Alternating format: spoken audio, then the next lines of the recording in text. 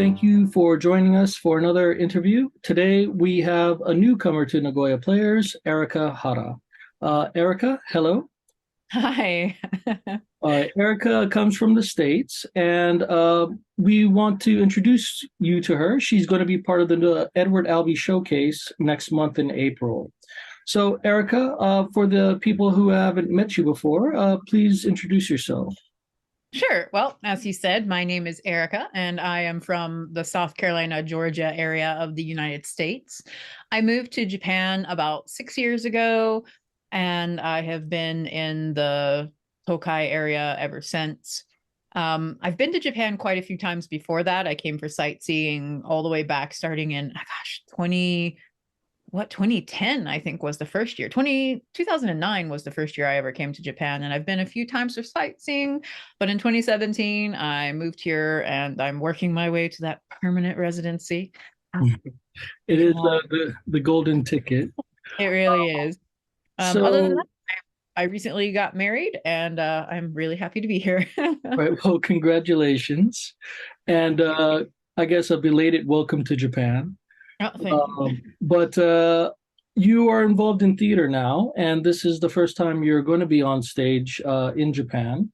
So, why did you get involved with theater?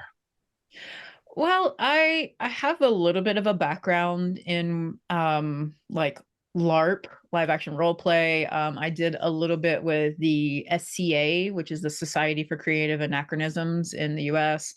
And basically, after I got married, I have reduced my workload and I was looking for something that I could go out and do in the community to both, add to the community here in Japan, but also to help build a little bit sort of stronger bonds of community for myself and my family. So Well, I'm really glad you found us, and I'm really glad you joined us. You've had to step in for another actor that couldn't finish the show with us, and so you're coming kind of halfway. But you've been doing a really great job so far, and we're really impressed with what you've been able to do. But you mentioned you have done things like LARP in the past, and LARP is usually unscripted and more improv based. So what do you feel are some of the differences and maybe some of the challenges working with scripted material and unscripted material?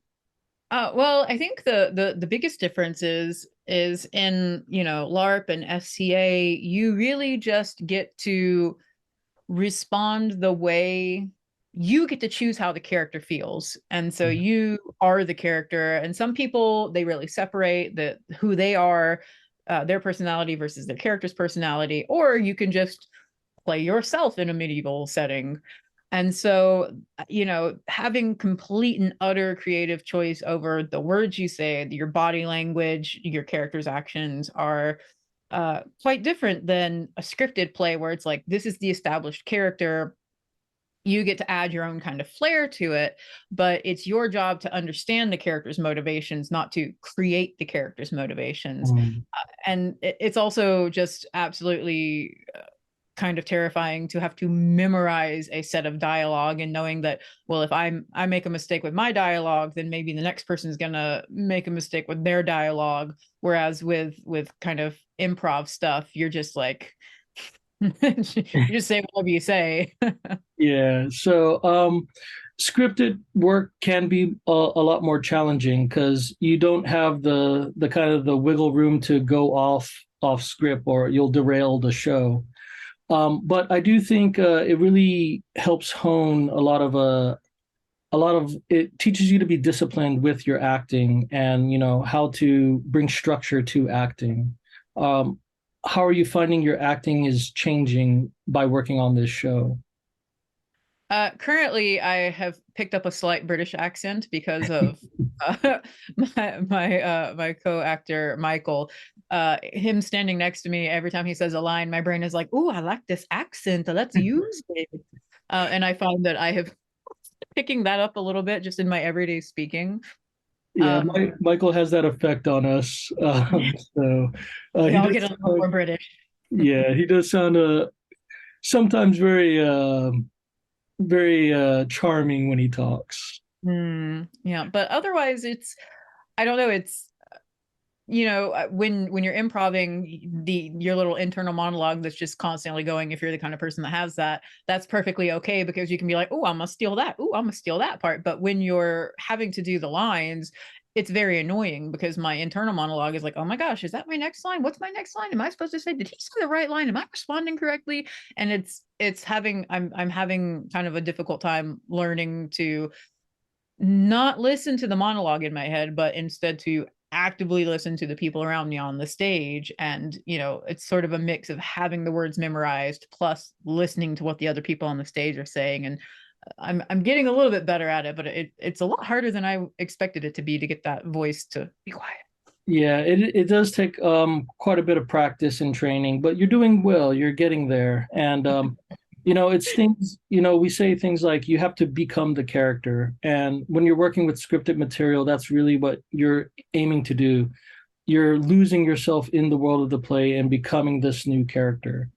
But it takes time, and you're getting there. So we're really looking forward to seeing you play Mommy in the Sandbox. Thank you. So let's talk a little bit about Edward Albee and the show you're working on. You are playing Mommy in the Sandbox. It's a short play and it's an abstract piece. Right. So, what do you think about the Sandbox as a show? How are you liking the show? I really enjoy the show. After having read the script through the first time, the themes are quite serious, but the presentation is absolutely absurd. Mm, Um, and I think it kind of helps digest this very serious commentary that he's making in the play by framing it in this sort of absolutely crazy sort of manner. But the themes of elder, I don't know, I wouldn't say elder abuse, but elder neglect, and yes. the current, even though this play I think was written in the 60s, the themes of this current generation having no care for the previous generation at all, just trying to push them off, and really just trying to keep up the status quo, maintain a facade of we're the perfect family, but we can't let grandma interfere with that. But we're also, we're not going to be barbarians, we're going to do everything perfectly, we're going to have a musician playing, and we're going to bring her into our home in the town and take her away from her home on the farm. And it's just it's just a big farce. It's just a big facade. It's very hollow, all of the actions. It's Yeah. just appearances. And it's interesting because Albee himself, when he was being interviewed about his shows, that was a theme he kept referring to as uh, farce, right? A lot of our everyday life is a farce. And some of us recognize it, and some of us never recognize it. And I think a lot of the shows that we'll be playing tie into that idea. Are we able to see the farce? Right. Which brings us to one of the biggest characters in the farce, which is Mommy. So tell us, who is Mommy?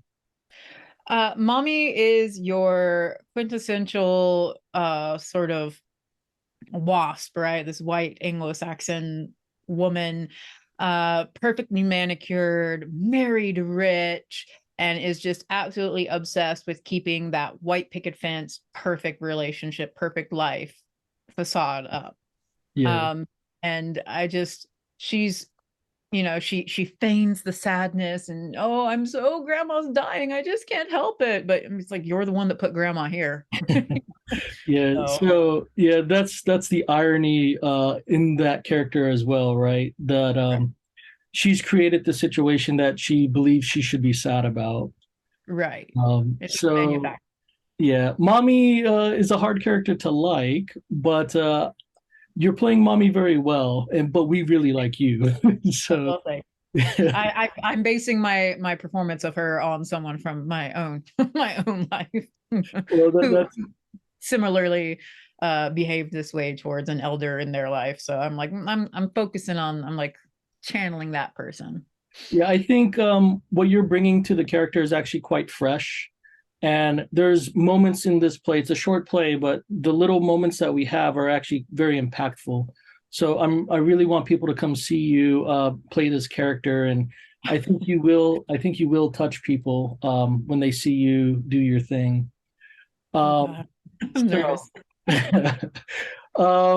now the show's coming up. It's going to be April 15, 16 at Sasashima Studio. And before the show, is there anything you want to tell the audience about you or the show?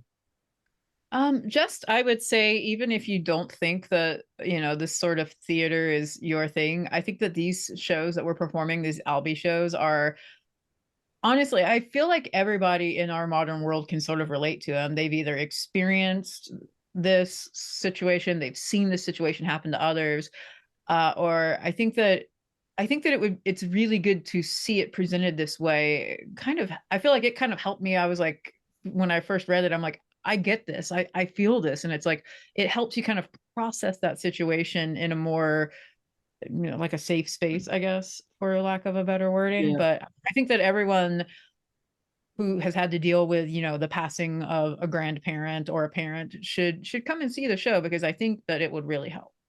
Well, I think that was beautifully said. And yeah, Albee's for everyone. And I think there's a lot we can learn from these shows. So, yes, everyone, please come watch. So, the show is next month. Tickets are on sale now. We're filling up seats, so please don't wait.